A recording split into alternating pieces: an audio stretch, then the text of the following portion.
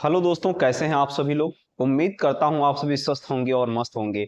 मैं रितेश यादव स्वागत करता हूं आप सभी का अपने शिक्षा के प्लेटफॉर्म मिशन सिलेक्शन आर्य पॉइंट में। तो आइए आज शाम 8 बजे भी हम जुड़ते हैं अपने उसी क्रम में, जैसा कि मैं पिछले 3 दिनों से अपना वीडियो लेकर आ रहा हूं। मैंने वादा आप सभी से किया था कि मैं ये पूरा सिलेबस खत्म कराऊंगा। उसी तरह से मैं ये अपना चौथा वीडियो लेकर आया हूं, चौथा क्लास में लेकर आया हूं। तो इस क्लास के माध्यम से मैं लेकर आया हूं अधिगम का वक्र। तो आइए बिना देरी किए हुए हम अधिगम के वक्र पर चलते हैं। तो आप सभी लोग से बस एक रिक्वेस्ट है कि इस चैनल को ज़्यादा से ज़्यादा सपोर्ट कीजिए, लाइक कीजिए, शेयर कीजिए और सब्सक्राइब कर लीजिए, ठीक है ना।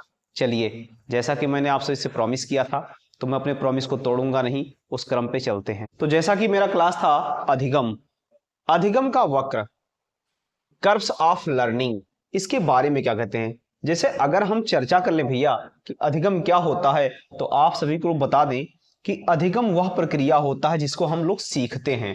लेकिन सीखने की अगर पड़ाव की बात करें तो कभी इंसान का सीखना तीव्र होता है, तो कभी मध्यम होता है, तो कभी और ग्राफ गिर जाता है।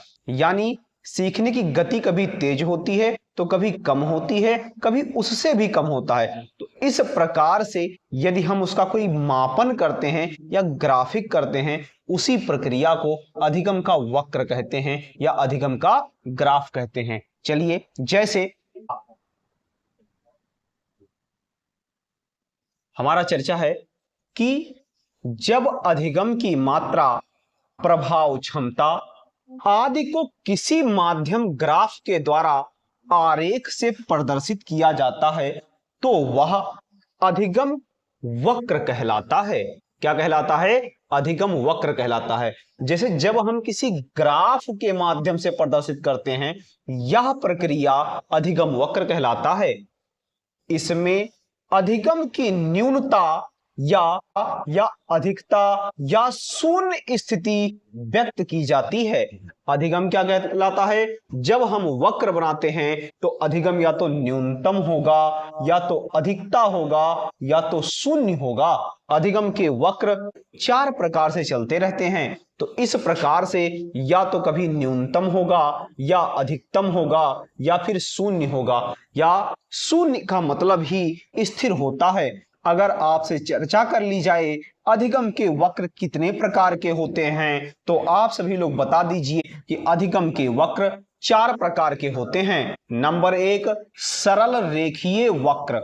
सरल रेखीय वक्र किसे कहते हैं, आइए इस पर हम चर्चा करते हैं। कह रहा है इसमें सीखने की गति एक समान होती है। जो सरल रेखीय गति होता है, इसमें सीखने की गति एक समान रेखीय होता है। जैसे ये वक्र बना दिया गया है, इसमें सरल रेखा में सीधा यानी तेज वेग से एक तरफ जब से सीखना स्टार्ट किया तब से वो सीखते हुए ऊपर की तरफ चढ़े चढ़े जब से इन्होंने सीखना शुरू किया तो ये ऊपर की तरफ चलते जाएंगे, इसलिए इसे सरल रेखीय गति कहते हैं। ठीक है, आगे अब आता है उनटोदर वक्र। उनटोदर वक्र किसे कहते हैं? जैसे अगर हम लोग उनटोदर वक्र की बात कर लें तो कह रहा है इसमें सीखने की गति शुरू में तेज होती है, परंतु उच्चतम बिंदु पर पहुंचने के बाद सीखने की गति धीमी होना शुरू हो जाती है, इसलिए इसे उनटोदर गति कहते हैं। देखो, पहले कोई बच्चा बहुत तेज गति से सीखता है, फिर धीरे धीरे उसके सीख में कमी आती है। इस प्रक्रिया को उनटोदर वक्र गति कहते हैं या उनटोदर का अधिगम कहते हैं। उनटोदर या फिर उसे उनटोदर का अधिगम वक्र कहते हैं। अब आता है नतोदर। नतोदर को कनकेव लर्निंग कर्व कहते हैं भैया। अगला बिंदु हमारा है कनकेव लर्निंग कर्व की। अगर हम लोग बात करें तो ये क्या होता है, इसमें शुरू में सीखने की गति धीमी हो जाती है, परंतु उसके बाद धीरे धीरे सीखने की गति तेज हो जाती है। इसलिए इसे क्या कहते हैं, उच्चतम स्तर की ओर बढ़ती है। यानी यह गति ऐसे होती है कि पहले कम होगी, फिर तेज होगी, फिर और तेज होगी, फिर सबसे तेज होगी।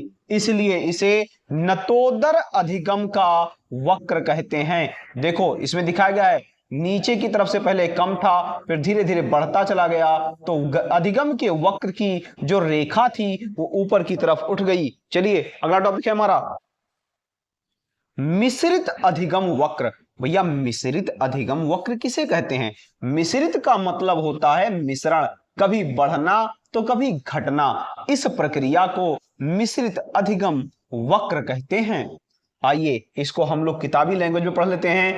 इसमें शुरू में अधिगम की गति तेज होती है या धीमी, और अंत में भी अधिगम की गति या तो तेज होगी या तो धीमी। इसमें कहा नहीं जाता है कि किस तरह से होगा, इसमें अधिगम का गति भैया दोनों तरह से चलेगा। यह वक्र वक्रों के उंटोदर व नतोदर अधिगम वक्र से मिलजुल कर चलता है या मिलजुल के रूप में चलते हैं। जैसे बहुत सारे बच्चे या तो शुरुआत में तेज होंगे या धीमे होंगे, और अगर शुरुआत में तेज हैं तो हो सकता है बाद में धीमे हो जाएं, या धीमे होने के बाद फिर क्या हो जाए, तेज हो जाएं, फिर उसके बाद धीमे हो जाएं। इस प्रक्रिया इस तरह से ये लक्षण चलती रहती है। आइए आगे हम लोग प्रवेश करते हैं इसी के साथ। तो ये प्रश्न हमारा सीटेट में अक्सर पूछा जाने वाला प्रश्न होता है, तो आप सभी लोग बहुत ही ध्यान पूर्वक से हमारे इन प्रश्नों को पढ़िएगा और रिवीजन करने का प्रयास कीजिएगा। जितने मात्रा में हो सकेगा उतने मात्रा में PYQ यानी प्रैक्टिस सेट को सॉल्व कीजिएगा, जिससे आप सभी लोग एक बेहतर मार्क्स ला सकें। आइए हम फिर इसी के साथ अपने अगले क्रम में चलते हैं। जैसे अधिगम का पठार। भैया हम बात कर लें कि अधिगम पठार किसे कहते हैं, तो आइए इस पे भी हम चर्चा करते हैं कि अधिगम पठार किसे कहते हैं। ठीक, तो इसको कहते हैं अधिगम पठार किसे कहते हैं। ठीक, कह रहा है कि इसमें सीखने की गति रुक जाती है, यानी उसमें ना तो उन्नति होता है और ना ही अवन्नति होता है। इस प्रकार की अधिगम का पठार, इस प्रकार से इसे अधिगम का पठार में अधिगम की गति जीरो हो जाती है। क्या हो जाती है? अधिगम की गति जीरो। पठार का मतलब ढेर बन जाना, यानी जीरो हो जाना। यह प्रक्रिया अधिगम की पठार कहलाती है। ठीक है, अगला हमारा टॉपिक आता है क्या? अगला हमारा नेक्स्ट टॉपिक है शिक्षण के स्तर।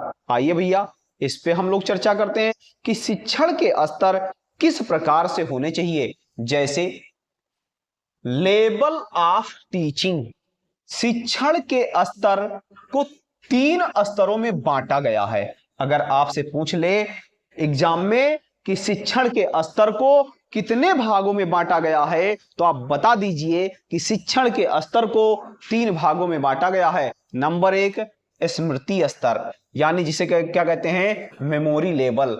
तो यह हार्वर्ड ने दिया है। इस स्तर में बच्चे के रटने पर बल दिया जाता है। आप सभी लोगों ने क्लास में देखा होगा कि बच्चे अक्सर रटते रहते हैं। तो हार्वर्ड के अनुसार अगर एग्जाम में पूछ ले सीटेट के कि रटने पर बल कौन से वैज्ञानिक के द्वारा दिया गया है, ऐसे करके 4 वैज्ञानिकों का नाम दे दिया जाए, तो आप सभी लोग किस पर लगा दो? हार्वर्ड पर लगा दो। ठीक, कह रहा है ये रटने पर बल दिए हैं हार्वर्ड ने। ये शिक्षण अधिगम प्रक्रिया का सबसे निचला स्तर है। कौन सा स्तर है? इसे अच्छा स्तर नहीं माना गया है। सीटेट में रटने को अच्छा स्तर नहीं माना गया है। बच्चों को आप रटने पर जोर नहीं दे सकते हैं। आगे हमारा अगला टॉपिक है भैया, क्योंकि यदि हम बच्चों को रटने पर जोर देंगे तो उन्हें अच्छी गुणवत्तापूर्ण शिक्षा नहीं दे सकते हैं, यानी हम अच्छे टीचर नहीं हैं अगर रटने पर जोर देते हैं। आप लोगों ने देखा होगा पहले के जो अध्यापक थे वो खूब कूट कूट के उनको मारते थे और कहते थे इसको रट के मुझे कल सुनाओ। अब ऐसा शिक्षण अधिगम खत्म कर दिया गया है। कह रहा है इस स्तर के शिक्षण अधिगम का उद्देश्य केवल ज्ञान प्राप्त करना है। जो ये रटने वाला बात होता है, इस शिक्षण अधिगम का उद्देश्य भैया केवल ज्ञान प्राप्त करना होता है। यह छोटी कक्षाओं के लिए होता है, यानी छोटी कक्षाओं के लिए यह होता है, परंतु अब ये छोटी कक्षाओं के लिए भी नहीं है, ताकि बच्चों को समझाओ, मारो मत, पीटो मत, डांटो मत, उनको समझाओ भैया इस तरह से होगा और आ जाएगा। अगर बच्चा कर ले जा रहा है तो भी ठीक, नहीं कर ले जा रहा है तो भी ठीक, आगे चल के सीख जाएगा। ये नहीं कह सकते हो गधे हो तुम कुछ नहीं कर सकते, पता नहीं वही बच्चा आगे चल के डीएम बन जाए, छोटा है ना, ऐसा कहना उचित नहीं है। तो आप उसके रटने पर बल मत दो, उसको समझाओ, कितने बेहतर से समझा सकते हो। आइए अगला टॉपिक है हमारा, क्या है, कह रहा है समझ बोध स्तर। ये सबसे बेहतर स्तर है ना, समझ बोध स्तर, अंडरस्टैंडिंग लेवल, ये बहुत अच्छा स्तर है। कह रहा है ये मोरिसन ने दिया था। अच्छा, समझ बोध स्तर किसने दिया भैया? समझ बोध स्तर मोरिसन ने दिया। किसने दिया? मोरिसन नामक साइंटिस्ट ने क्या दिया? समझ बोध का स्तर दिया। इस स्तर की स्मृति स्तर को उच्च शिक्षा का स्तर माना गया, यानी जो समझ बोध का स्तर है ये सबसे उच्च होता है। कह रहा इसमें रटने के बजाय ज्ञान को अच्छी तरह से समझने पर बल दिया गया। क्या दिया गया? ज्ञान को अच्छी तरह से समझने पर बल दिया। इस स्तर में बच्चों को जो ज्ञान दिया जाता है यह नियम या सिद्धांत से बताए जाते हैं, वह इस तरह से प्रदान किए जाते हैं ताकि बच्चा उनका व्यवहारिक रूप से प्रयोग कर सके। यानी इसमें इस तरह से शिक्षा दी जाती है जिसका बच्चा अपने जीवन में उपयोग में ला सके, प्रयोग में कर सके, प्रयोग कर सके। ठीक, तो अगर उच्चतम शिक्षा की बात कर लिया जाए, समझ बोध शिक्षा की बात कर लिया जाए, उच्च शिक्षा की बात कर लिया जाए कि कौन से वैज्ञानिक ने दिया, तो सीधा सीधा टिक मार दो, मोरिसन ने दिया। ठीक, आगे आते हैं चिंतन स्तर। अब आएगा हमारा चिंतन स्तर। चिंतन स्तर पे हम लोग चर्चा करते हैं। ये क्या कह रहा है, आइए इसको भी देखते हैं। यह शिक्षण अधिगम का सबसे ऊंचा स्तर माना जाता है। चिंतन स्तर यानी इसमें चिंतन की जाती है। मान लो हमें कोई सवाल लगाना है तो पहले मंथन करेंगे, चिंतन करेंगे कि इसका आंसर क्या आना चाहिए, इसको बहुत अच्छे से लगाएं जिससे हम लगा ले जाएं, है ना। तो इसे चिंतन का स्तर कहते हैं और सबसे उच्च स्तर माना जाता है।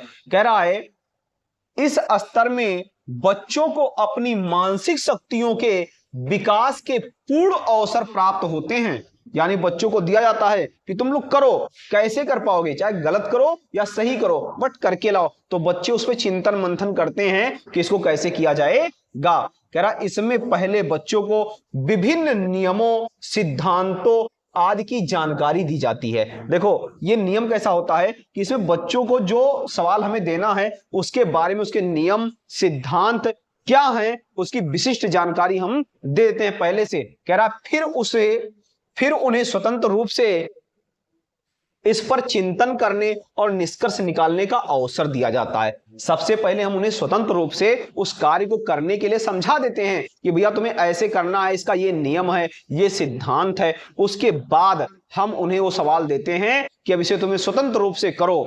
कैसे करते हो, क्या निष्कर्ष निकालते हो, ये तुम्हारे ऊपर डिपेंड करता है। अब बच्चे उसे कैसे करेंगे ये वो खुद डिसीजन लेने में सक्षम होते हैं। जैसे जब कोई टीचर टेंस पढ़ाता है या मैथ पढ़ाता है तो उसका फार्मूला सहित सूत्र फार्मूला सहित बता देता है, सारे फार्मूला की ये सवाल इस तरह से लगेगा। फिर एक नया सवाल उस पर देता है कि इस सवाल को लगा के आप सभी लोग दिखाओ। तो ये उच्च स्तर शिक्षा यानी कि चिंतन कहलाता है। क्या कहलाता है? और सबसे उच्च स्तर का शिक्षा माना जाता है। क्या माना जाता है? सबसे उच्च स्तर का शिक्षा माना जाता है। आगे आइए हम लोग टॉपिक पे बढ़ते हैं।